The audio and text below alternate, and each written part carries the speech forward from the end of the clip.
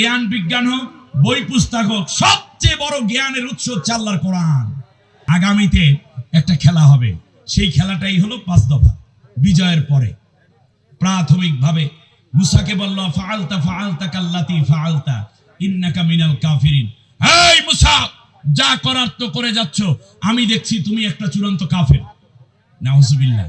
কে কারে কাফের কয় বলেন তো দেখি? ফিরাউন বলতেছে মুসা আলাইহিস সালামকে কাফের। হাসবেন না কাঁদবেন সেটা বলেন দেখি।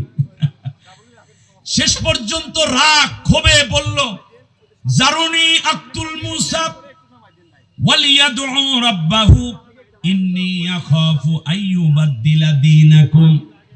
আমারে ছেড়ে দাও, আমি এখনই মুসাকে হত্যা করে ফেলি। আচ্ছা, আপনাদের কাছে একটা প্রশ্ন করি, খুব ভালো মাথায় বুঝে নেন। আপনারা তো খুব দামি শ্রোতা, বিভিন্ন মাহফিলের শ্রোতাদের অনেক ক্লাসিফিকেশন থাকে, একেবারে খুব নিডি এবং একেবারে লেখাপড়া কম না, একেবারে জানে না, এরকম শ্রোতা বিভিন্ন মাহফিলে বেশি। কিন্তু আজকে আমার মনে হচ্ছে এখানে যারা আছে সবাই উচ্চ শিক্ষিত এবং খুব সচেতন, কারণ চেহারার মধ্যে এরকম একটা আভা আমি দেখতে পাচ্ছি। এমনি গ্রামের কিছু সরল মুসল্লি ভাইরাও এসছেন, মুরব্বীরা আসছেন, কিন্তু এই সংখ্যাটা বেশি। আমি প্রথমে যেটা বলেছিলাম, এবার আপনি দেখুন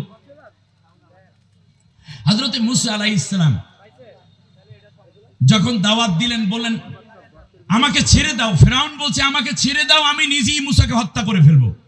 তাহলে বোঝা যায় রাষ্ট্রে হত্যাকারী আলাদা পুলিশ বাহিনী আছে না নাই? প্রত্যেক রাষ্ট্রেই তো আছে, হত্যা করার জন্য জল্লাদ আছে। কিন্তু নিজেই যদি কোনো ব্যক্তিকে, যার সাথে মনে মেলে না, আদর্শে মেলে না, তখন যদি নিজেই হত্যা করে, তাহলে বোঝা যায় এইটা হলো ফিরাউনের চিন্তা এবং ফিরাউনের আখলাক।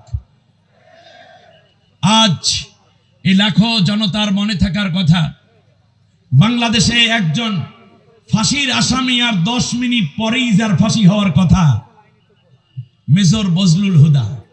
ভুলে গেছেন আপনারা? তাকে 10 মিনিট পরেই ফাঁসি হবে, কিন্তু জেলের ভিতর ঢুইকা এখনো পর্যন্ত কথা চলতেছে।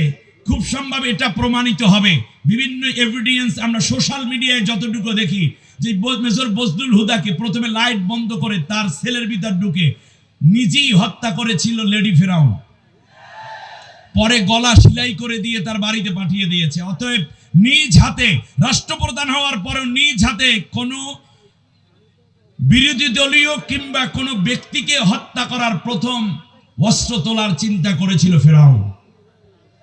আমার ভাইয়েরা, এই গেল 5টা কাজ। বিজয়ের জন্য কি কি দরকার এইবার আমি মুখস্থ দেখি মনে আছে কিনা। 1 নম্বরে কি দরকার? জ্ঞান। আমার ছাত্র ভাইদের উদ্দেশ্যে, যুবকদের উদ্দেশ্যে আমার প্রথম টার্গেট, প্রথম দাবি, তোমাদের কাছে আমার প্রথম দাবি, তোমাদের মেধাবী হতে হবে। কি হতে হবে? মেধাবী হতে হবে। মেধার জগৎ দুর্বল করা যাবে না, স্টাডি করতে হবে, জানতে হবে, জানাতে হবে, চর্চা করতে হবে। সেটা জ্ঞান বিজ্ঞান হোক, বই পুস্তক হোক, সবচেয়ে বড় জ্ঞানের উৎস হচ্ছে আল্লাহর কোরআন। এই কোরআন থেকে তোমাদেরকে জ্ঞান নিতে হবে। সুতরাং এই জায়গাটিতে তোমরা কোনো ছাড় দিবে না।